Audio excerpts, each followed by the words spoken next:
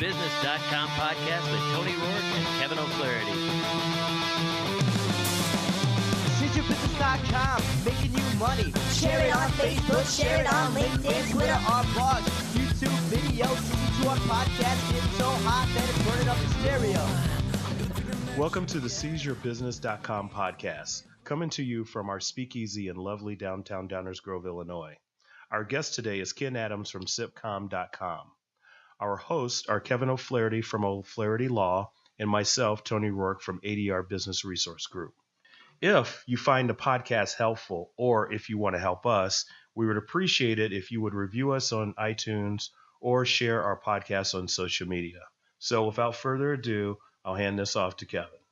All right, Ken, thanks for being here with us today. Why don't you, before we talk about your business, our topic today is going to be releasing yourself from the prison of a day job and unlocking your potential as an entrepreneur. Perfect. So we'll talk for a couple minutes about your business and get some general tips that you've learned in the course of your experience, and then we'll move on to kind of an open discussion about the topic. So, Sounds good. So tell us Tony, about your business. Kevin, thanks for having me this afternoon. Appreciate it. Pleasure. Sipcom, it's sip-calm.com.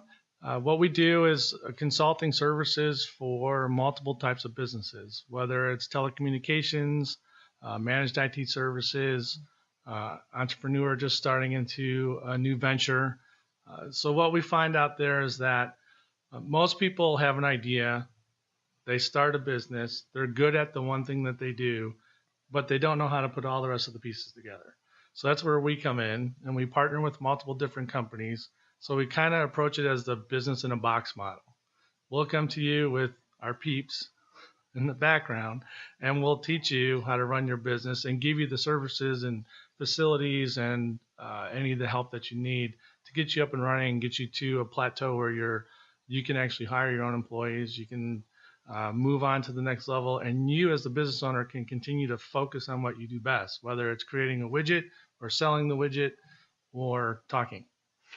So you kind of tailor it to every individual business, tailor Yes. the services that you provide, and you just help them get set up as a business. Exactly. How did you get started in that? I have run and owned 2 businesses myself from the startup phase and failed miserably twice. Number 3 was a success finally. On average, if you look and you talk to some of the entrepreneurs out there, on average, you're going to redefine your business at least 9 times before you get that hit. And unfortunately, some people don't hit that until they're in their 60s. Some of them are success stories like Ray Kroc with McDonald's. Some of them aren't. They waste their entire life savings at that point, and it's unfortunate. So with the experience we have of running and starting and failing in our own businesses and learning how to recover from those failures and how to let go of control of our businesses to succeed, that's what we want to bring out to the rest of the world. That's our message. That's what we have to train other entrepreneurs how to think. Their thinking is a little bit skewed because you want to do everything yourself because you're an entrepreneur. I can do it. I can work 20 hours a day, Right. So no, you shouldn't do that.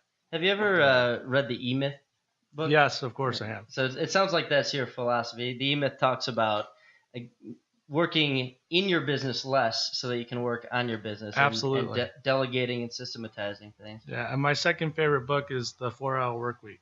Oh, I haven't read that one. I've heard Tim of it. Ferriss. Tim Ferriss, yes, very good one. So good point from there is, and as you guys all know, we're all bogged down with email these days. And I do this pretty much everywhere I work. I set an auto response to my email, and it basically says, I only check my emails at 8:30 a.m., 12:30 p.m., and 4 p.m. If it's an emergency, you can contact me here, and I give them my direct number. That's great. Yeah, I've had lots of people, when I get bogged down, say, "Oh, why don't you respond to my email in an hour or in a half hour?" Well, sometimes you're in meetings, sometimes you Exactly. get And you're also involved in emails that you shouldn't even be part of because you're CC'd on a string that just keeps bouncing back and forth. Mm-hmm. And finally, you have to say, take me out, or you just don't respond to it. So what happens is when you set the expectation to people emailing you that, look, I'm a busy guy, I'm not ignoring you, but if this is an emergency, you can call me here. You'll find out that there really isn't that many emergencies, and it really wasn't that important. Sure. So So what are some of the strategies that you kind of teach the business owners you work with to give up that control? sure. So the first thing is we basically point out to them how they're running around like a chicken with their head cut off. So it depends on the business. For instance, you're a lawyer. You don't do accounting. You might know how to keep books in QuickBooks because we all have to learn that as an entrepreneur. Okay, QuickBooks, do this, do that. However, you shouldn't be doing your quarterly taxes. You shouldn't be doing your filings. You shouldn't be doing your payroll services, all that kind of stuff. Mm-hmm. I know it's hard not to control that. Trust me. You want to know what's happening. But the best thing I ever did, and this was in business number 2, I outsourced it to an accounting firm, and they sent somebody over once a month to handle the books for me, make sure our invoices were correct. We still did our own invoicing and collected money, but their job was to come in and ensure that our books were prepared, ready, and our taxes were paid on time. Payroll taxes were good. Payroll was taken care of. So they submitted the payroll reports, submitted the tax reports, cleaned up the books for us, and did all that heavy hitting in the books. And I'll tell you what, it saved me probably 16 hours a week having them come in and do that service for us. And it was less money for me per hour than I would pay one of my technicians. Well, and there's a false economy when you think, well, I don't want to pay somebody to do this service. I'm going to do it myself. Well, the time you spend doing that stuff that can be delegated, whether it's outsourced or internally, Right. the time you spend doing that stuff, you're not building your business. You're not, if you bill out hourly like I do, you're not, being productive. Exactly. So, if you can pay somebody, even $20 or $30 an hour to do something, and you can bill $150 an hour for what you do, then you're making money. You're not. That's Right. That's a do a math. Yeah. That's called do the math. Yeah, right? exactly. And that's the issue, though, is because as an entrepreneur, you are that take charge kind of guy or girl or woman, or these days we have 15-year-old millionaires out there creating, bottle cap jewelry and stuff like that, which is great. But you think they know anything about accounting Not a clue. or online marketing or any of that kind of stuff? No. So they actually have to find friends and family or professionals to do that stuff for them. So it's the same thing. You're right. Why would I, as the owner of a company, knowing that I can, book out $150 to $250 an hour, do something that a $10 or $12 an hour employee can do? Or I can contract for a year and get a stellar rate for somebody else to do it for me. Mm-hmm. It just doesn't make sense. Do you help business owners create systems in their business so that the knowledge isn't in their employees' head? So if they want to delegate a task, do you talk to them about systematizing that task and Absolutely. writing it down? Yes. And, it's the same old thing, and we've all heard this from our grandmothers, an ounce of prevention, right? So take the extra time to document what just happened. And then when that employee leaves, guess how easy it is to train the next employee, Right. right? And it's there. And that is another almost fatal flaw in entrepreneurs. We don't take the time to document our processes, document what it is we do and what we do well. And it's not because we're afraid to share the knowledge. It's just we think we're too busy. And instead of taking the 15 minutes after taking care of a customer to take down 2 paragraphs of notes and some bullet points into a document management system or a knowledge-based system or a wiki, we use a number of different things depending on how the people are within the individual businesses with technology and web stuff, so it all caters to the individual businesses. But you have to take the time to do that. And what you'll find is, it takes me a little bit more time now, but 3, 4, 5, 6 months from now or a year from now, when I have to hire replacements because people have moved on, or when I bring new people on board because I'm growing, I have this great system I can point them to. And the first 2 weeks, I tell them, your job is to know the articles in this system. Mm-hmm. We will help you. We'll do the training and all that stuff with you, but your homework is not to work, it's to read this. Sure. Got it. I'm going to ask you a question, get back to something you said earlier, or kind of expand upon it. What services, how do you specifically help a business owner? Oh, sure. So it depends on what stage you're in. If it's a brand new startup, We know a lot of people, other entrepreneurs that we partner with for certain things, depending on what the startup is doing. Okay. So, for instance, if I'm a tech guy and I'm starting a new app, or like an Uber type of thing, right? So I have this great idea, and I know how to program it. I can get my app published and all that kind of stuff, but I don't know how to do marketing. I don't know how to do accounting. I don't know how to get the word out to the masses, because when you make an app, it's not just putting it on the app store and all of a sudden you're going to get a bazillion hits. It doesn't work that way. You have to have something viral to go with it, whether it's a quirky YouTube video, some kind of a podcast, whether it's pay-per-click campaign, with Google AdWords and stuff like that. So you have to get that message out and you have to get that ad going, or not the ad, but the app going, and generate buzz around that. And normally you'll see, if it's not a business-to-business app, you're going to generate tons of buzz on Facebook. All you need to do is give the app for free to like 100 people on Facebook. Click here, try this out, and you're going to find it self-generates the buzz. Now, what happens is now the money starts coming in. Now, I'm an app developer. I have no freaking clue how to use QuickBooks. Mm-hmm. So that's where we come in, and we bring a partner company and say, look, we have special rates set up, or you can contract yourself, but this is who we recommend. You're welcome to find somebody else, but let us manage the process for you when you bring these outside people in, to ensure that they're running properly and they fit good with your business. Because if you bring an accountant in and you have personality issues, it's not going to work. So it sounds like you're almost an outsourced COO, basically. Pretty much. That's what you could sum it up that way. Okay. Mm-hmm. Go ahead, Don. Do you have a particular niche or segment of businesses that you like to keep focused on? My expertise is telecom and IT.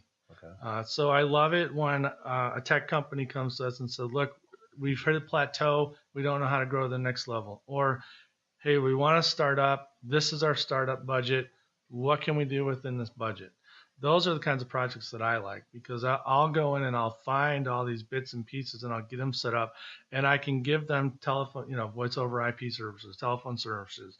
I can get them, whatever IT services that they need, because you don't just want to go run to Best Buy and outfit your brand new office and use the Geek Squad. No offense to the Geek Squad, but it's a little bit different because every business has different needs. So that's where my partner companies come in, and the stuff that I can't do, or that my people who work directly for me can't do, we bring in our partner companies, and it's trusted partners, and we introduce them to our customers, and they're each introduced as their own entity. We don't have them work underneath us or anything like that, and we have agreements with each other. It's you scratch my back, I'll scratch yours kind of deal. I don't set it up to make money off of my partners, nor will I partner with someone who wants to make money off of me.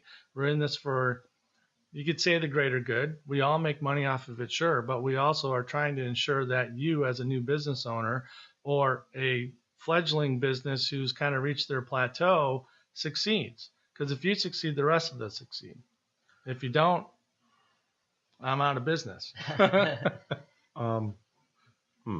very interesting, because I've been driving around in the Downers Grove, Lyle area, and there's a couple of new businesses I've noticed. One is a restaurant that's going up 153 where Clara's used to be.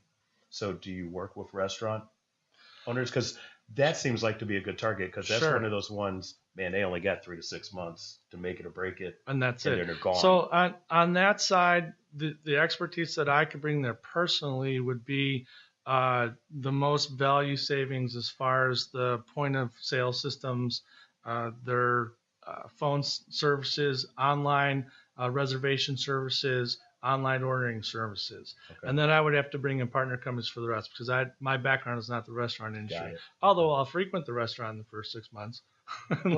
It'd kind of be a food critic. But yeah, absolutely.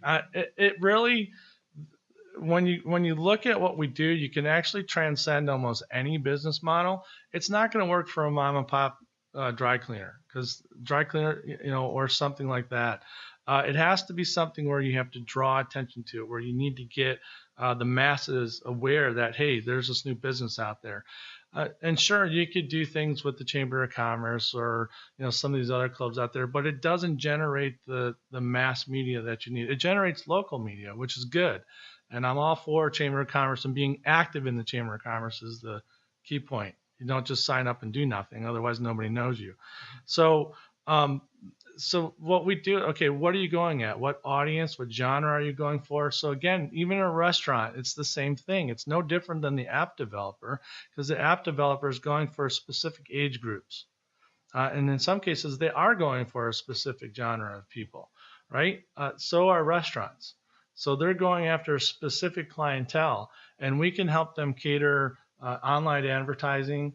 We can help them drive people to landing pages for them, to special pages. Here's our specials for new people, whatever it is that they want to do, and definitely help drive people to their restaurant via technology, online, web, stuff like that. Okay, so got it. Great. Do you develop that marketing strategy for them in-house, or do you have a partner that does the marketing? We do the basic marketing strategy and outline. And then once we get to a point where there's X amount of budget, it's typically over $5,000 a month if they want to spend, then we bring in a big scale marketing firm. Okay, but you can handle the kind of early stages. Yes. Oh, that's great. So let's switch gears a little bit and talk about the topic today, which is unleashing your entrepreneurial potential. Sure. You're writing a book on the subject, right? I am. It's called Avoiding the Job Zombie. Look for the ebook soon. Tell us about what you talk about in the book. Sure. The premise of the book. So just picture this. I'm an office worker. I'm sitting in my cubicle. I do the same thing day in, day out. I stop at the same Starbucks every morning. I stop at the same place for lunch to get a sandwich every day. Maybe once a month, I venture out somewhere else. I go to the same happy hours with the same people from the same office all the time. That's a normal work day. What do you do with yourself there? I do my job. What's your job? Excel worksheets or whatever it is. You pick it. I don't care what industry it is. You're sitting at your desk, punching information into the computer almost all day long. In between there, you're checking Facebook, your bank, you're thinking about what you're going to do after work, how many stops you have to do, and all this stuff. Meanwhile, outside in the real world, you don't realize the zombie apocalypse has started. And this is metaphorical, obviously. But so what I'm saying is the zombie apocalypse in my book are the people that are waking up and seeing, look, micro businesses are the way of the future. You look at the people who are making money now, and take off big business stuff. We mentioned earlier that 15-year-old girl who started a bottle cap jewelry company, and she is like a millionaire. I read something on her a few weeks ago. She's 18 now. She has, I think it was 35 people working for her, and she has like a $5 million a year company, all from a stupid bottle cap.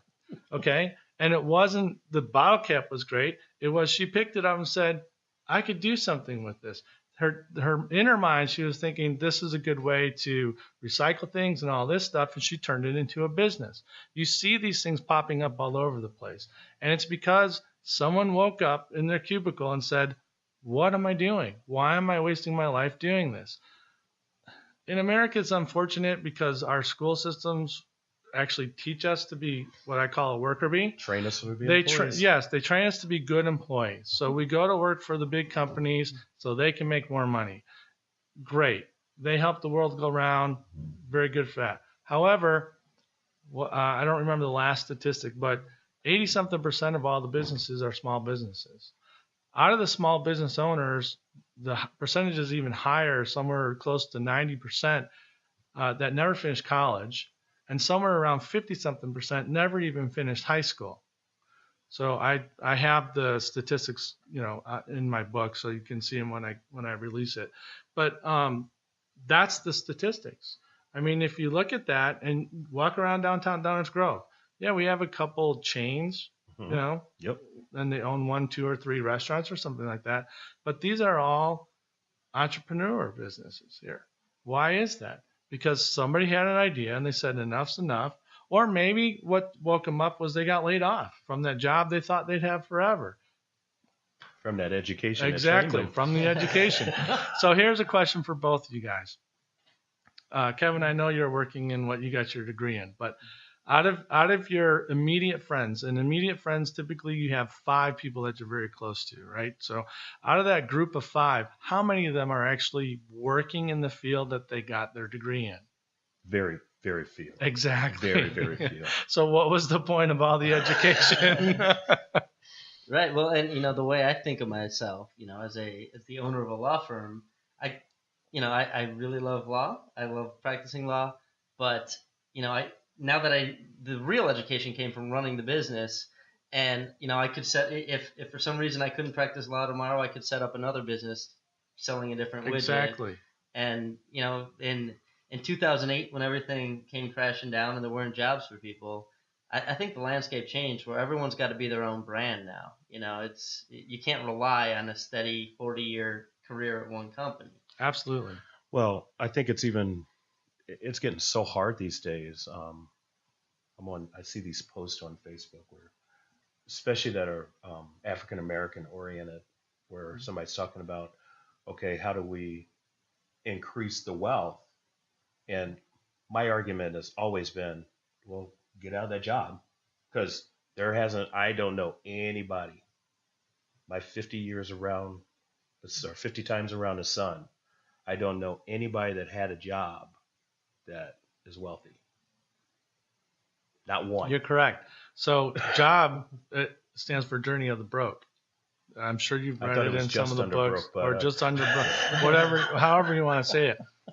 The problem is, and if you want to use terms like that, you're always working for the man, period. Whether the man is Baxter, whether it's, Blue Cross Blue Shield, McDonald's, you name it.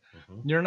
It's great. You learn how to work hard at those high school jobs that you have, or maybe right after, during college, waiting tables or being a bartender. That gives you some good work ethic. But the problem is, like you hit it on the head, if you want it, and I'm not even going to call it wealth redistribution. If you want wealth and you want to be, find something you're passionate about and go out and do that. Because in America, you can make money doing anything. And if you're passionate about it, you're going to make a lot of money doing it. But the key is you have to have the right people surrounding you, because you can't do it all yourself. And that's what you can help with.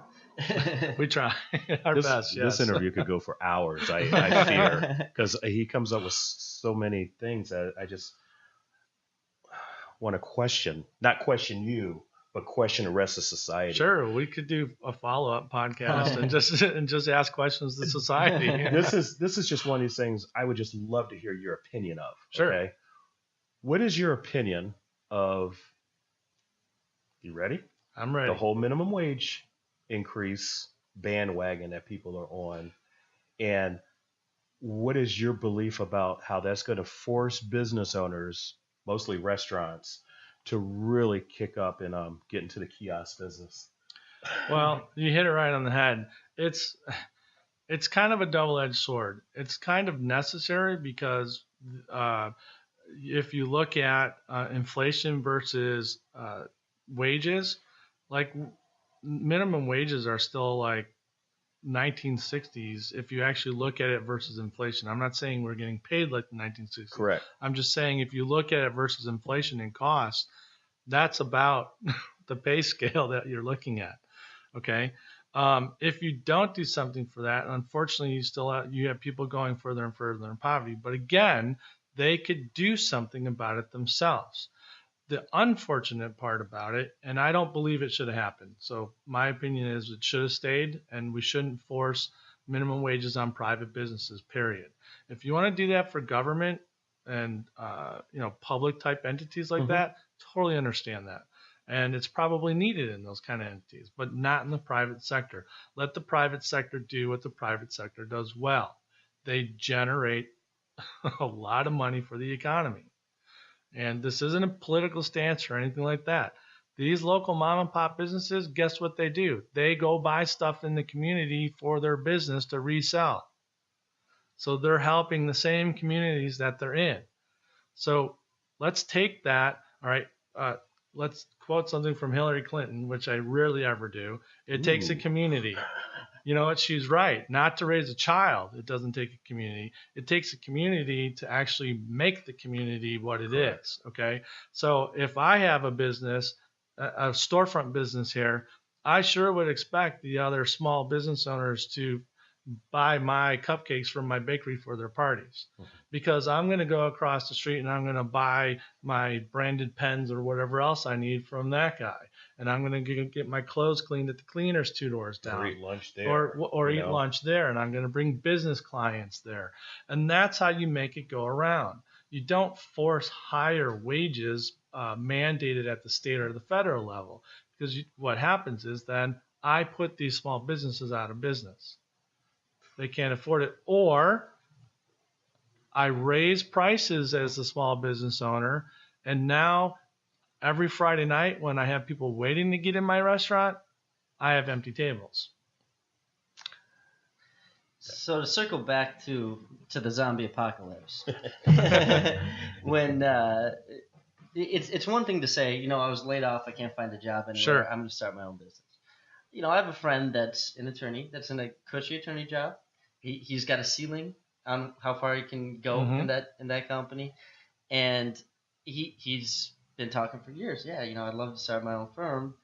Can't take the plunge because there's all the risk associated with, you know, I'm going to give up my salary that I can live off of. Yeah, I'm shaking my head in the background.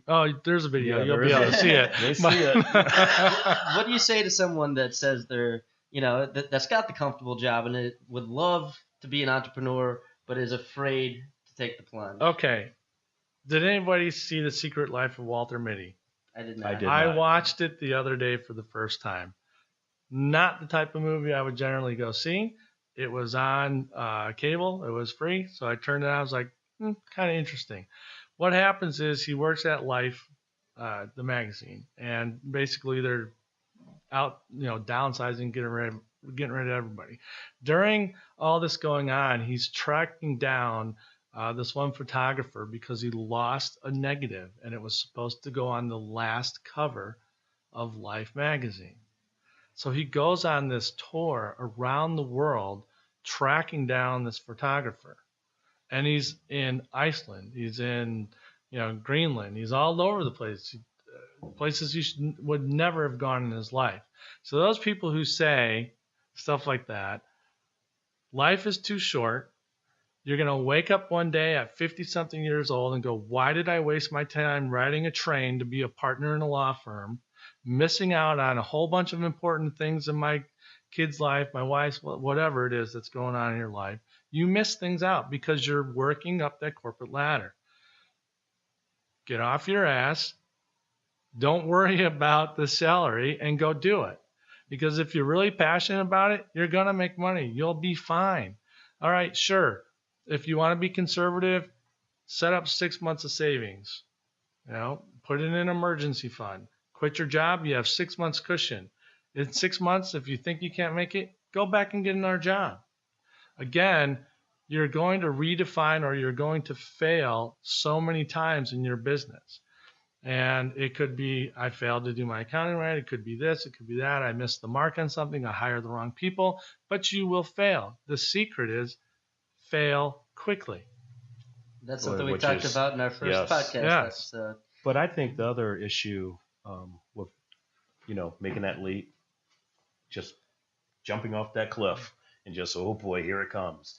You know, there's a lot, and you guys know this, there's a lot of fears. Yeah. The biggest one being fear of failure or fear of screwing up.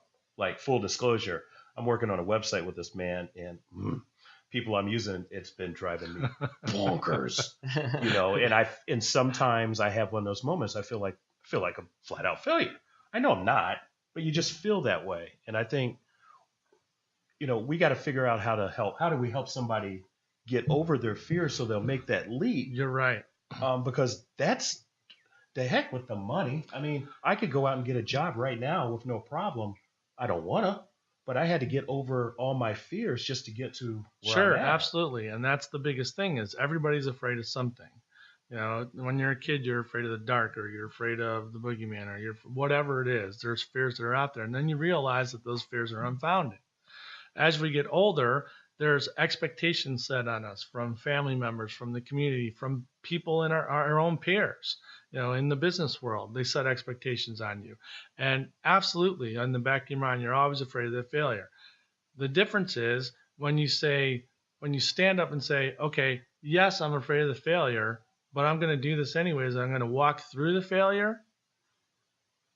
You'll never be afraid of failure again in your life. I can make excuses all day long about why I wouldn't want to quit my job. You got to sell everything, like you said. I got benefits. I can have this. I have this. I have this. But guess what? You can walk in the door tomorrow, and you're locked out. You're not even going to make it in the door. Because the way businesses are run these days, unfortunately, the larger businesses, there's a lot of fancy bookwork going on. There's a lot of other stuff going on. And people are a liability. You don't have the 40-year, here's your gold Rolex, thanks for working for us, and here's your pension anymore. It doesn't exist in this, and it won't ever again.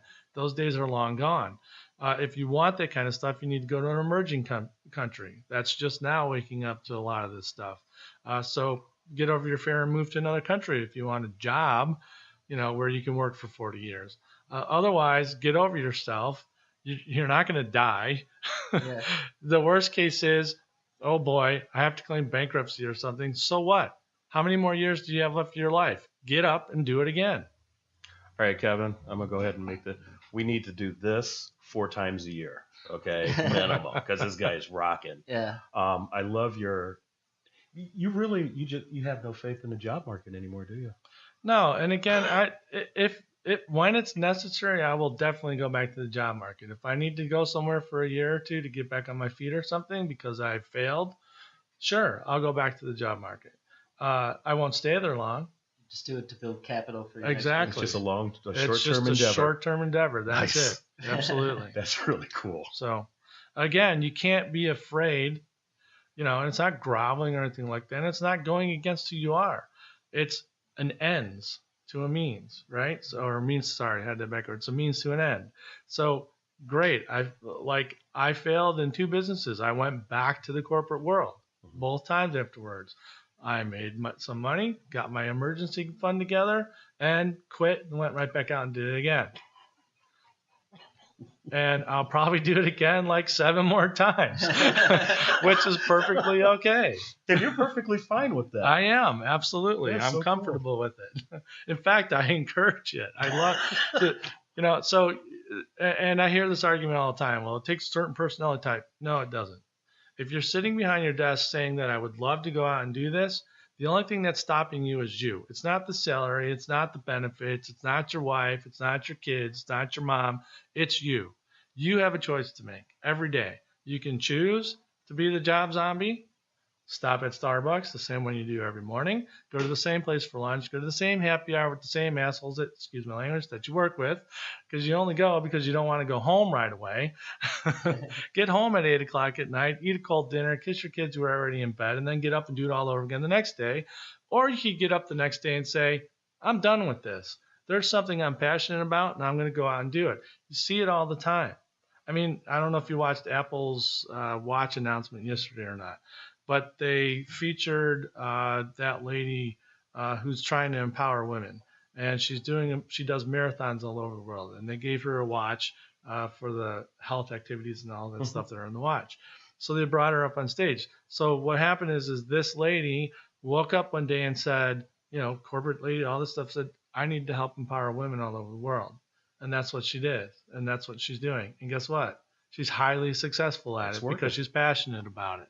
And you see these stories every day in every community throughout the world. This isn't just in America. This happens everywhere. Someone wakes up, they're no longer a zombie, and they go out there and they do something. I love the reference. Yeah, well, I'm into The Walking Dead and stuff like that, so it was just fitting for me to write the book around that theme. And it actually works because you've been in the corporate world, and you've been in the corporate. You go and you see the cubicles, and what happens? A noise, and everybody pops up. Yep, I see a bunch of heads. Well, it's no different if you're a zombie. You hear a noise and you wonder if there's flesh there, so you go towards it. I like it only because it's hard hitting. It is. It's just like hard hitting what? with comedy in there, right? You have to be nice about it. But yeah, it's I want people to realize I do want to hit them on the forehead, with the 2x4 like I'm whacking a zombie, because you really are. Well, I'm ready. Where's this book? Yeah, so When's it ready? When can we expect the book to be out? Okay, so what I want to do with the book is release it like 3 chapters at a time in ebook format. I'm 2 chapters into it. I have to write the 3rd chapter, and then I have to have someone proof it for me. So I'm hoping by May I'll have the first 3 chapters up and out. How many chapters total do you think it's going to? It's going to just keep evolving. It's It's just gonna ebook. keep going? It's an ebook. So as long as I have stuff to write about, I'm going to keep writing it. But I'll release it like 3 chapters at a time. So will you do 3 chapters and then the next 3 chapters will be a separate ebook, or will you do? It'll be an extension. So Okay. I might change what these 3 chapters are about. So the whole book itself is avoiding the job zombie, but then each section of the book will be a different. Like the first three chapters is all about waking up. There's an apocalypse going on out here. Look out your window and see what's happening. Stop going to the same Starbucks every morning. Stop getting on the same train every day. Stop looking at the same miserable people riding the same train going home every night. Go do something about it. And that's the whole thing. It's so if you're a Walking Dead fan and you've seen it, Rick wakes up in a world of chaos. He's in the hospital from being shot. He wakes up. IV is run out. He has no idea what's going on. These muscles are almost gone. He gets out of the hospital, and the first thing he sees is this woman who's half a body crawling towards him, trying to eat him. Imagine waking up to that. That's the funniest thing. Yeah, I know. So it makes me laugh because one of the things I do during the spring and summer, and I think you've seen me do this, I work from home. So I get up in the morning, get dressed, and purposefully come out to Starbucks, grab a cup of coffee, and go sit at the train station. I do that for about a half hour, 45 minutes, and I'm all good. Because they're just like the Walking Dead. They are. Getting into that train, and it works the same way in reverse. Yes. And it's just amazing. So I love that book title. Oh man. It's fitting, and it's been fun to write the first 2 chapters, and during the stuff that I'm doing now with the travels, I try and write a lot of it on the plane ride. So Ken, if someone wants to stop being a job zombie and join the apocalypse, and they want your help, how can they get through to you? So the website is sip-calmcom.com. My name is Ken Adams. You can find me on LinkedIn in Chicago. You can reach me at ken@sip-calm.com. And I have my contact info on the website and on LinkedIn as well. So. Thanks so much for being with us today. It's a great That was interview. a blast. Thanks. I had fun, guys. That was great. Looking forward to the next one. All right. Thank you. Cheers.